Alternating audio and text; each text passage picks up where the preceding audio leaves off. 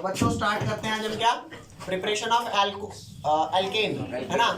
From, देखो preparation, ये preparation लिखा है of alkenes, third method from, हाँ एक मोड्स रिएक्शन हमने पढ़ लिया था एल्काइल हैलाइड वाला, और एक हमने कौन सा पढ़ लिया था, अनसैचुरेटेड हाइड्रोकार्बन वाला। तो अब हमारा थर्ड आया है from carboxylic acid, from carboxylic acid. यहां ध्यान दो, ये लिखा कार्बोक्सिलिक एसिड RCOOH, है ना। आपको पता है पहले देख लो, ठीक है, फिर लिख लेना। कार्बोक्सिलिक एसिड एक एसिड होता है, और किसी भी एसिड को अगर आप किसी मेटल से रिएक्ट कराओगे तो acid plus metal, salt plus hydrogen gas release होती है, और वो हाइड्रोजन गैस ना पॉप साउंड के साथ बर्न करती है। तो मेटल में फिलहाल अभी कौन सा ले रहा हूँ, मेटल में लूंगा Na, ठीक है। तो ये Na क्या करेगा, ये हाइड्रोजन रिमूव करवा देगा और इस हाइड्रोजन को हाइड्रोजन गैस में कन्वर्ट कर देगा। This would become RCOO negative, Na positive, plus में हाफ H2, और ये जो हाफ H2 गैस रिलीज हुई है ना, ये पॉप साउंड के साथ बर्न करेगी अगर बर्निंग मैचस्टिक लागू तो। ये जो कंपाउंड बना है ना मेरा, ये सॉल्ट होता है, और इसे बोलते हैं sodium salt of carboxylic acid, carboxylic acid. किसी भी कार्बोक्सिलिक एसिड को Na से रिएक्ट करा दो, आपका बन गया sodium salt of carboxylic acid. अब ये जो रिएक्शन लगेगी ना फ्रॉम कार्बोक्सिलिक एसिड वाली, ये लगेगी ही sodium salt of carboxylic acid पे। अगर मैं डायरेक्ट लिख दूं किसी का sodium salt of carboxylic acid, तो आप कहोगे अच्छा ये कहते मिलेगा, ये ऐसे मिलेगा, समझ गए बात। तो यहाँ पर चेक करके देख, मान लिया अगर मेरे को लिखा हुआ है, इसमें पता है कार्बोक्सिलिक एसिड के ना दो मेथड्स हैं। सबसे पहला मेथड है इसका डीकार्बोक्सिलेशन, पहला कौन सा है, डीकार्बोक्सिलेशन, और सेकंड है कॉल्ब्स, पता नहीं इसको कॉल्ब्स बोलते हैं या कॉल्बेस बोलते हैं, जो भी बोलते हैं, कॉल्ब्स इलेक्ट्रोलिसिस, एक ये है। ये दोनों आपके दो अलग अलग रिएक्शन है, ये दोनों हमारे को पढ़नी है, ठीक है। तो सबसे पहले आपको डीकार्बोक्सिलेशन वाला समझाता हूं, ठीक है, यहां ध्यान दो। जैसे मान करके चलो आप लेकर के आए CH3 CH2 COO Na। अब आप पूछोगे अच्छा तू ये कैसे लेके आया, मैंने तो लिखा था यहाँ पे कार्बोक्सिलिक एसिड। अरे कार्बोक्सिलिक एसिड में Na डाल करके मैंने उसे sodium salt of carboxylic acid में कन्वर्ट कर दिया, क्योंकि ये बिना इसके वैलिड ही नहीं है। अब यहाँ पर ध्यान दो, इसको मैं नाम क्या दूंगा, इसको नाम दूंगा, ये प्रोप है ना, अगर Na ना होता H होता तो प्रोपेनोइक एसिड होता। फिलहाल इसका नाम है सोडियम प्रोपेनोइट, सोडियम प्रोपेनोइट। अगर मान ले 2 कार्बन होता तो सोडियम इथेनोइट, 1 कार्बन होता सोडियम मिथेनोइट, समझ गए बात।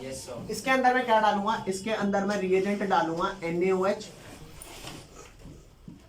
और CaO, ठीक है। किताब में ना तो CaO का कोई फंक्शन लिखा है ना NaOH का लिखा है।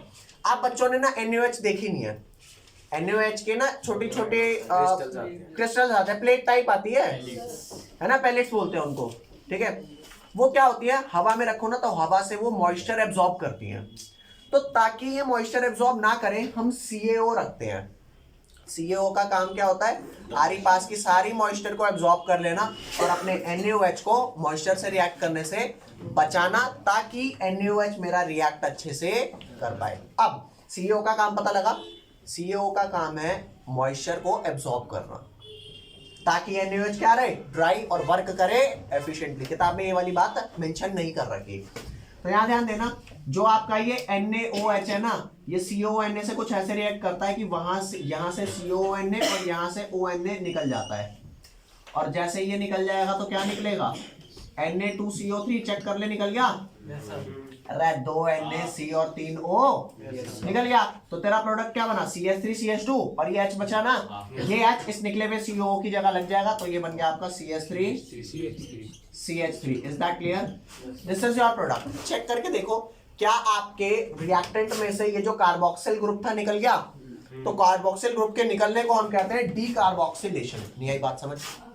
अरे ये ए वाली रिएक्शन का एक्सप्लेनेशन है, समझ गए आपको? है कार्बन डाइऑक्साइड का रिमूवल को भी कहेंगे ना डी कार्बोक्सिलेशन, कार्बन डाइऑक्साइड को भी रिमूवल को कहते हैं बेसिकली।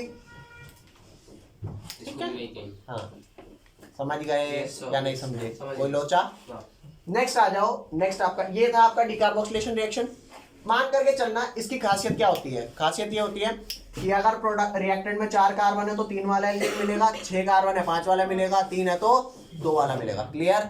ठीक है, नेक्स्ट आ जाओ। नेक्स्ट आपको कौन सा लिखना है? नेक्स्ट बी आपको लिखना है कॉल्ब्स। ये पहले वाला समझ आ गया? Yes sir. तो नेक्स्ट आएगा कॉल्ब्स इलेक्ट्रोलिसिस। इसमें होता क्या है पहले ये आपको बता देता हूं मैं, पहले देख लो इधर। इसकी मैकेनिज्म पेपर में रेयर ही पूछी जाती है, लेकिन हम ऐसा नहीं कह सकते कि नहीं पूछी जाती, तो मेरे को तो करानी ही पड़ेगी। तो यहाँ ध्यान देना, मान लो कोई आपका ये है CH3 CH2 COO Na, ऐसा है ना जी? इसमें मैं क्या करूंगा, इसमें मैं वाटर डालूंगा। कितने वाटर? 2 वाटर। और जैसे ही 2 वाटर डालूंगा ना, इसकी रिएक्शन होगी। और रिएक्शन क्या होगी ये मैं आपको बता देता हूँ। 1 कार्बन कम करो इसमें से तो 2 बचे, 2 को डबल करो। हाँ, तो इसमें आपको एक कम वाला एल्केन मिल रहा था, यहाँ पे एक कम करके डबल वाला CH3 CH2 CH2 CH3 ये मिला, प्लस 2 CO2 मिलते हैं, प्लस 2 वाटर मिलते हैं। मिलते हैं क्या? 2 वाटर नहीं मिलते, 2 NaOH मिलते हैं और 1 मॉलिक्यूल ऑफ H2 मिलता है। मैं इसकी मैकेनिज्म बताने जा रहा हूं। फर्स्ट ऑफ ऑल आप इसे लिख लो, ठीक है? जल्दी करके लिखो। तो बच्चों कॉपी पेन छोड़ दो, छोड़ दिया सर। और लिखो। सिर्फ देखो लिखो नहीं। जैसे मान करके चलो आपके पास एक CH3 CH2 COO नेगेटिव है और Na क्या है? पॉजिटिव। ठीक है, ध्यान से देखना भाई। जो ऑक्सीजन होता है ना, अगर इसके 2 बॉन्ड पेयर है तो इसके 2 क्या होंगे? Lone pair. मेरी बात ध्यान से सुनना, 2 बॉन्ड पेयर है तो 2 क्या होंगे? तो अगर यहाँ पर 1 बॉन्ड पेयर है तो कितने लोन पेयर होंगे?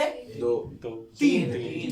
अरे क्योंकि ऑक्सीजन के 4 इलेक्ट्रॉन पेयर होते हैं कंफर्म है। 3 हो गए 3। तो ये जो CH3 CH2 CO negative molecule है, पहले मैं आपको इसे एक्सप्लेन कर देता हूँ ये कैसा दिखता है।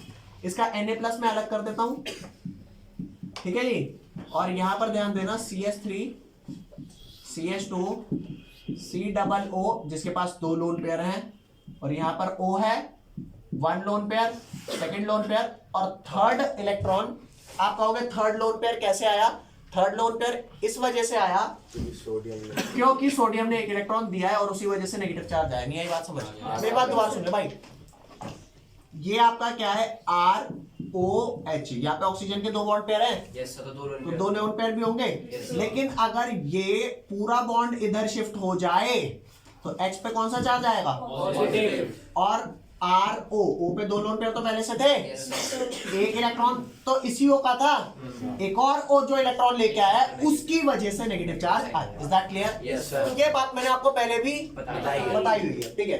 तो यही वाली बात है भाई, दुनिया में कभी भी O के ऊपर अगर नेगेटिव चार्ज आया है ना और एक बॉन्ड उसका बना हुआ है, तो ऑब्वियस सी बात है कि ये वाला इलेक्ट्रॉन तो चलो इसके साथ बॉन्ड बना चुका है और 2 लोन पेयर थे इस पे, तो जब ये वाला इलेक्ट्रॉन किसी से बॉन्ड नहीं बना रहा तो 8वां कहां से आएगा? 8वां होगा, सी बात है किसी ने इलेक्ट्रॉन दिया। Is that clear? So this is the structure of CH3 CH2 CO negative. Okay, अब यहां पर ध्यान देना, ये एनोड ऐसी चीज होती है जहां पर होता है ऑक्सीडेशन। क्या होता है? ऑक्सीडेशन। ये मॉलिक्यूल यहां पर क्या करेगा? CH3 CH2। एक भी स्टेप ना समझ आए मुझे बताना, यहां तक ये कैसे इस पे O नेगेटिव आया ये बात पता ही नहीं पता। क्लियर है? अब याद ध्यान दो, CH3 CH2 COO जिसपे 2 लोन पेयर यहां पर है ही, O नेगेटिव, और O नेगेटिव जो आया है वो इसी एक इलेक्ट्रॉन की वजह से आया है। तो अगर मैं ये कहूं कि भैया ये वाला इलेक्ट्रॉन अपना छोड़ दो, तो इसका नेगेटिव चार्ज हट जाएगा और एक इलेक्ट्रॉन भी हट जाएगा ना जी? अरे बोलो, तो यहां पर आपका बचेगा कौन सा मॉलिक्यूल?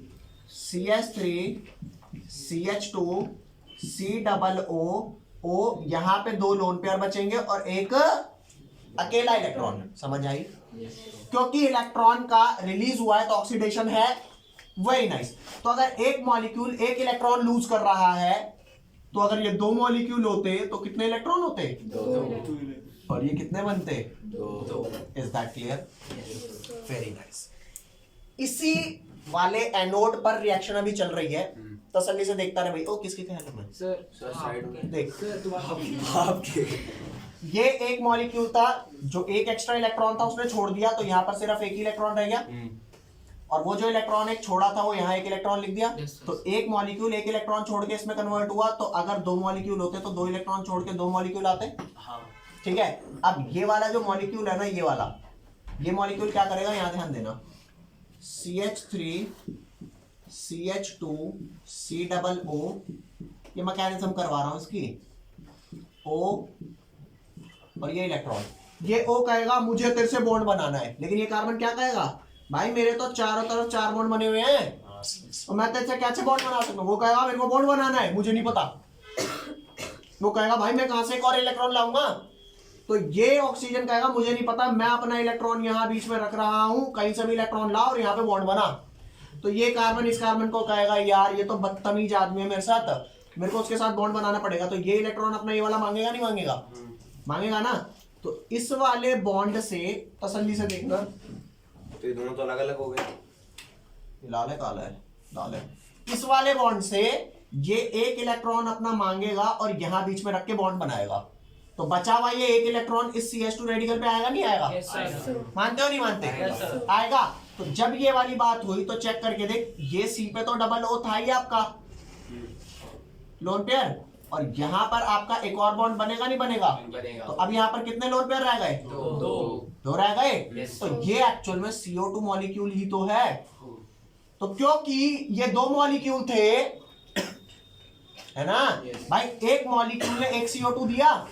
जब एक CO2 दिया तो बगल में यहाँ क्या दिया? CH3 CH2 लोन पेयर दिया क्या? Yes sir. Oh sorry, lone pair नहीं, एक इलेक्ट्रॉन।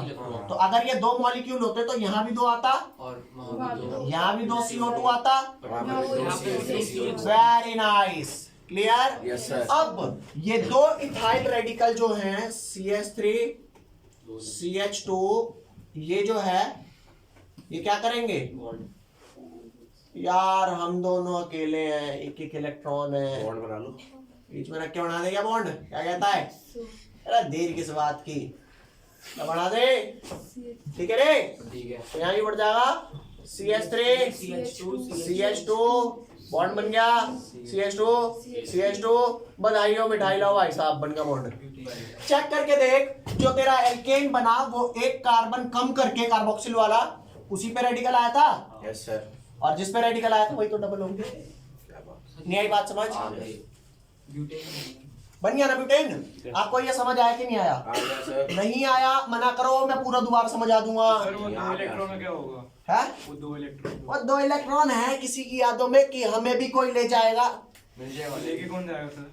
कोई तो ले जाएगा। सोडियम कहाँ गया? अरे जब ये इलेक्ट्रॉन है तो इनका भी कोई साथी होगा, ऐसा नहीं कि हमारे को यहाँ से छोड़ दिया तो हम चले जाएंगे। सोडियम को हम कंसीडर नहीं करेंगे। ये वाला इलेक्ट्रॉन तो हट गया ना? सर हाँ सर। हाँ ये वाला हट गया है। हाँ सर, ये अरे, अबे नहीं, यहाँ तो रहेगा ही ना, यहाँ रहेगा, नेक्स्ट स्टेप में हट जाएगा। यहाँ तो रहेगा ही ना। तो भाई आजा, सर नेक्स्ट स्टेप में हट चुका है। हाँ सोडियम का क्या, वो उसको कंसीडर अरे आगे बता जा यार, मैंने कहा कि फिल्म पूरी हो गई, बचिया भी और क्या बाउडू, समझ आया? आ गया। नेक्स्ट आजा, इसी रिएक्शन को पूरा करते हुए बच्चों ने बड़ी टेंशन जताई कि इन 2 इलेक्ट्रॉनों का क्या होगा, ये सोडियम का क्या होगा, ये तो अपना सेट हो लिए, CO2 भी सेट ही है, 2 CO2 बन गए भाई। अरे बोल दे। अब आजा, ये एनोड पे आपका ऑक्सीडेशन था, अब कैथोड पे क्या होगा? रिडक्शन। कैथोड पर रिडक्शन होगा। अब जो भी रिडक्शन होता है वो इलेक्ट्रॉन लेकर के होता है। अरे बोलो, तो यहाँ ध्यान दे, आप सारे बच्चे एक बात तो जानते हो कि जो वाटर होता है वो वाटर एक H+ लूज करता है और एक मानते हो नहीं मानते? अगर इस H+ को कोई आए और अपना इलेक्ट्रॉन दे दे तो क्या ये H रेडिकल नहीं बन जाएगा? अरे बाप दो भाई, कौन देगा ये इलेक्ट्रॉन? सर जो दो ओ जो दो ये एक वाटर को एक इलेक्ट्रॉन चाहिए क्योंकि एक ही तो H+ था, उसी को तो H रेडिकल बनाना है। तो अगर गलती से 2 वाटर हुए तो 2 इलेक्ट्रॉन तो 2 H+ आएंगे, उन 2 H+ को कितने इलेक्ट्रॉन चाहिए होंगे? ओके, तो 2 H रेडिकल बनेंगे क्या? और 2 OH- बनेंगे क्या? अरे क्या बात। तो ये 2 H रेडिकल क्या कहेंगे? आइए हम भी बॉन्ड बनाएं। टैऊ टैऊ बन गया। वाह। और ये जो 2 H- थे 3H2 ऊपर वाले ने हमारे लिए भी किसी को भेजा होगा। सोडियम को एन Na सर वो सबसे ऊपर ये 2 मॉलिक्यूल होंगे ना, तो तभी तो ये 2 आए, 2 Na तभी तो ये 2 Na है। अरे वाह क्या जोड़ी बनाई। तो ये NaOH बनाएंगे मैं यही बात समझ? आ गए सर 2 NaOH। तो मेरी बात सुन रहे, तेरे प्रोडक्ट में क्या क्या था? 2 CO2 मॉलिक्यूल थे, अरे बोलो एक ब्यूटेन था, 2 NaOH थे, H2 थे। अरे बोलो यस सर उसी रिएक्शन को तो नेट मैंने लिखा हुआ था, फटाफट लिख। अच्छा तू बात सुनो, अगर नहीं समझ आया मना कर दो। इसका एक एक इलेक्ट्रॉन रटना नहीं है भाई साहब, एक एक मूवमेंट इसकी समझ में आती है अगर तुम्हें आती है तो। यहाँ पे मैंने 2 CO2 लिखा है, यहाँ पर 2 CO2 लिख देते हैं कि हाँ 2 CO2 बने। समझ आया? अगर आया तो यहाँ बोलना वरना मना कर देना। आ गया सर आ गया चल भैया मैं लिख रहा हूँ। लिखेगा तो सर ये तो भाई देखो फिजिकल प्रॉपर्टीज इसकी पढ़ा रहा हूँ एल्केन्स की, ठीक है। किसी भी चीज की फिजिकल प्रॉपर्टी पढ़ाई जाती है ना तो उसको देखा जाता है कि वो फिजिकली कैसा दिखता है, ठीक है। तो फिजिकल केमिस्ट्री में हम सॉलिड, लिक्विड, गैस, कलर्ड है, कलर्ड नहीं है, बॉइलिंग पॉइंट कम है ज़्यादा है, मेल्टिंग पॉइंट कम है ज़्यादा है, ये सब पढ़ते हैं, ठीक है। तो यहाँ ध्यान देना कि सबसे पहले देखते हैं इंटरमॉलिक्यूलर फोर्सेस। इंटरमॉलिक्यूलर फोर्सेस का क्या मतलब होता है? ठीक है, 2 मॉलिक्यूल के बीच का फोर्स। अगर 2 मॉलिक्यूल के बीच के फोर्स बहुत ज्यादा स्ट्रांग है तो वो काफी पास पास रहेंगे, यस सर और पास पास रहेंगे तो स्टेट कौन सी रहेगी? सॉलिड। और अगर इंटरमॉलिक्यूलर फोर्स वीक होंगे तो दूर रहेंगे और स्टेट क्या होगी? गैस। तो अब यहां पर ध्यान देना कि इंटरमॉलिक्यूलर फोर्सेस पर डिपेंड करता है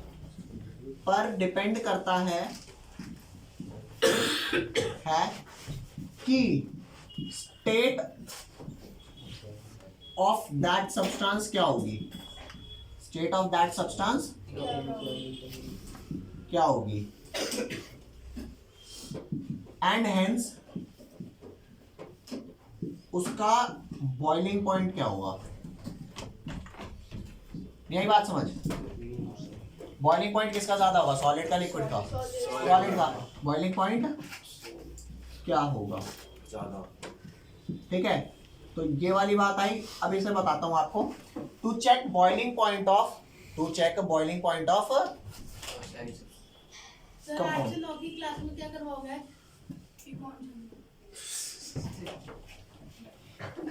to check boiling point of any compound,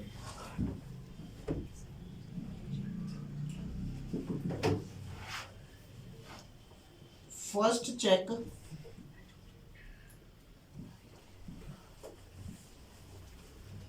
the type of forces. सबसे पहले क्या चेक करना है? Type of forces. मान करके चलो अगर 2 चीजों का फोर्सेस, जैसे मान लो एक कोई सब्सटेंस है उसका फोर्स ऑफ अट्रैक्शन ज्यादा है और दूसरी का कम है, तो जिसका कम है उसका बॉइलिंग पॉइंट कम होगा और जिसका ज्यादा है उसका ज्यादा होगा। तो आपको बॉइलिंग पॉइंट अगर चेक करना है ना किसी भी कंपाउंड का, तो सबसे पहले आप चेक करोगे टाइप ऑफ फोर्सेस। अगर टाइप ऑफ फोर्स क्या हो? If type of force is same, type of forces इससे same, then check molecular mass. Time हुआ कहाँ है अभी? हो गया sir. then check molecular mass. आप बताओ मास ज्यादा होता है तो अट्रैक्टिव फोर्स ज्यादा होता है या जब कम होता है? है जैसे चींटी 10वें फ्लोर से गिरे और हम गिरे तो तो अट्रैक्टिव फोर्स अर्थ और सब्सटेंस के बीच में कब ज्यादा होगा? हमारे केस में जब मास ज्यादा होगा। Yes. ये बात आप वैसे भी पढ़ चुके हो क्या कि जो फोर्स होता है नीचे पहुंची। वो g product of mass upon में r स्क्वायर होता है। Yes, sir. समझ गए? तो अगर टाइप ऑफ फोर्स सेम है तो आपको मॉलिक्यूलर मास देखना है और इंटरमॉलिक्यूलर फोर्स डायरेक्टली प्रोपोर्शनल होगा किसके? इंटरमॉलिक्यूलर फोर्स डायरेक्टली प्रोपोर्शनल होगा किसके? मास के। समझ गए बात? Third, if 1 and 2 are same, कि टाइप ऑफ फोर्स भी सेम है और मॉलिक्यूलर मास भी सेम है, तो तीसरी चीज आपको क्या देखनी है? ब्रांचिंग। ठीक है? If first and second criteria is same, then check क्या? Branching of molecule.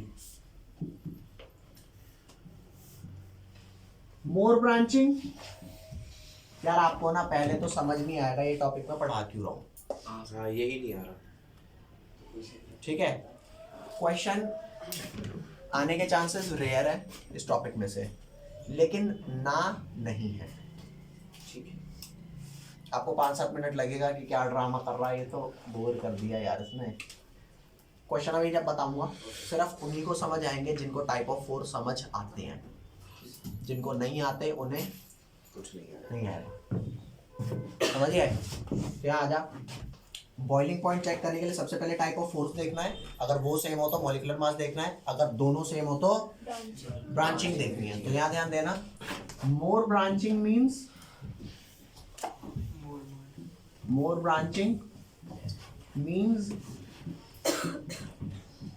less contact area and hence less intermolecular attraction। ठीक है? which implies less boiling point।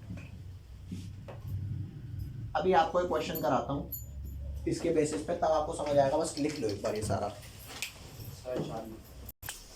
अब यहाँ ध्यान देना, आपको पता है हाइड्रोजन एंड कार्बन में कौन मोर इलेक्ट्रोनेगेटिव है? कार्बन है ना। तो अगर C और H का बॉन्ड बना है तो कौन इलेक्ट्रॉन देगा और कौन लेगा? हाइड्रोजन देगा और कार्बन लेगा। मतलब ये पोलर कोवेलेंट बॉन्ड है। ठीक है? मैं आपको ये बताता हूँ, कार्बन की इलेक्ट्रोनेगेटिविटी होती है 2.4 और हाइड्रोजन की होती है 2.1। तो ये कहते हैं क्योंकि हमारी इलेक्ट्रोनेगेटिविटी में बहुत ज्यादा डिफरेंस नहीं है, इसलिए हम इस बॉन्ड को प्रैक्टिकली पोलर नहीं मानेंगे। मेरी बात दोबारा सुन ले। एक आदमी जो 52,000 कमाता है, एक जो 50,000 कमाता है, कौन रिच है? कहने को 52 वाला बताए दो। कहने को 52 वाला, लेकिन दोनों है ना, ये ज्यादा रिचनेस ना दिखाइए। ठीक है? तो कहने को ज्यादा इलेक्ट्रोनेगेटिविटी है, लेकिन जब भी C और H का बॉन्ड बनेगा, वैसे तो पोलर बॉन्ड है, बट कहने को पोलर बॉन्ड है, but for all practical purpose,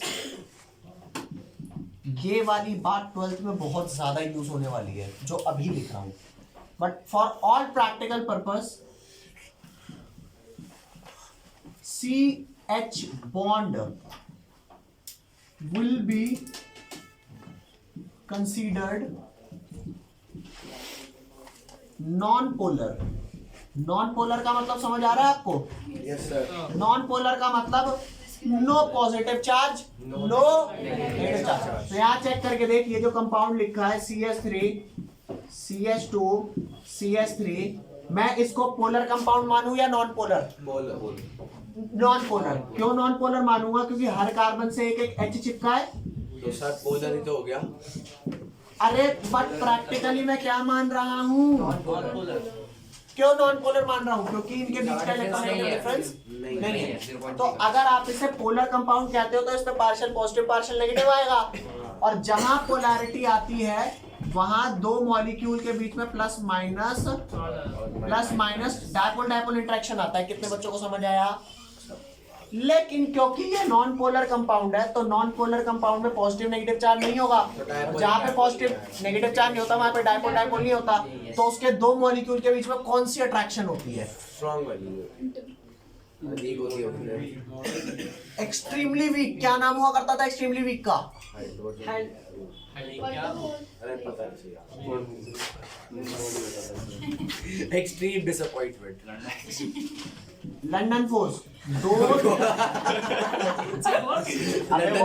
अबे वो पढ़ता है, तुम जैसा नहीं है। कौन? दो नॉन पोलर कंपाउंड के बीच में, पोलर कंपाउंड के बीच में, अबे सुन ले, दो नॉन पोलर कंपाउंड के बीच में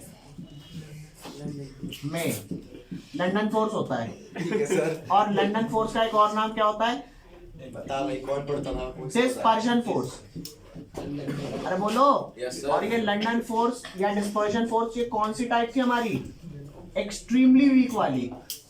अरे बोलो। Yes, sir. कौन सी थी? Extremely week. तो चेक करके देख, एक प्रोपेन का मॉलिक्यूल और दूसरा प्रोपेन का मॉलिक्यूल, इन दोनों के बीच की जो इंटरैक्शन होगी, ये स्ट्रॉन्ग है या वीक है? एक्सट्रीमली वीक है। बहुत ज्यादा। ये इतनी वीक है कि they don't want to get closer, no closeness, only दूरी। और दूरी तो ये गैस। नहीं आई बात समझ? आ गई सर। अरे भाग दे यार। और दूर तो ये। इसलिए जितने भी एक कार्बन से लेकर के 4 कार्बन तक के कंपाउंड होते हैं ना, ये होते हैं गैस। और 5 कार्बन से लेके 17 कार्बन तक के कंपाउंड क्या होते हैं? क्यों? 1 से 4 कार्बन वाले क्या हैं? एक तो छोटे हैं, मास कम है, और अट्रैक्टिव फोर्स कम है। जबकि 5 और 17 कार्बन में मास थोड़ा सा ज्यादा है। और मास ज्यादा बढ़ने से क्या होता है? मैंने कहा था ना, अगर टाइप ऑफ फोर्स, हाँ अट्रैक्शन बढ़ती है, फोर्स बढ़ती है। तो अगर फोर्स बढ़ेगी तो गैस से लिक्विड आएगा। हाँ, तो ये लिक्विड होते हैं। और 18 कार्बन ऑनवर्ड्स क्या होते हैं? Very nice. नहीं आई बात समझ? ये बात रटने की नहीं है। लोग आते हैं फिजिकल प्रॉपर्टीज में, ये बात पहली 4 लाइनों में लिखी हुई है। 4 कार्बन तक के मॉलिक्यूल गैस है, 5 से 17 लिक्विड है, 18 ऑनवर्ड सॉलिड है। अजी क्यों? क्योंकि उनकी इंटरेक्शन जो है वो मास की वजह से। क्योंकि मास बढ़ रहा है तो अट्रैक्शन बढ़ेगा। यही बात समझ यार। अगर तुम जिस साइज के हो उस साइज के नहीं होते ना, तो तुम 12-15 मंजिल से नीचे कूदने में डरते नहीं। मैं चीटी हूं। ठीक है। अगर मैं चीटी हूं तो उठा के मेरे को यूं फेंक दे भैंस की पूंछ, जो मेरे को हल्की सी चोट लग जाए। खाने से मर जाओगे क्या? और चीटी को। अरे लेकिन गिरने से तो नहीं मरेंगे ना। नहीं सर। चूहा इतनी ऊपर से गिर जाता है, गिर के फिर भाग जाता है। मेरी बात समझ? आगे से बोल लो भाई। आगे सर। तो इसलिए ये लाइन, ये सिंगल लाइन में लिखा हुआ है। ये समझाने के लिए मैंने आपको वो सारा पैराग्राफ दिखाया।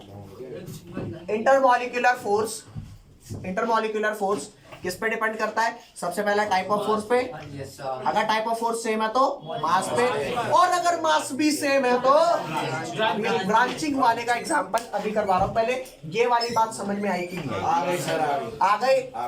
ये मिटा रहा, और ये चीज लिखो। लिख लिया।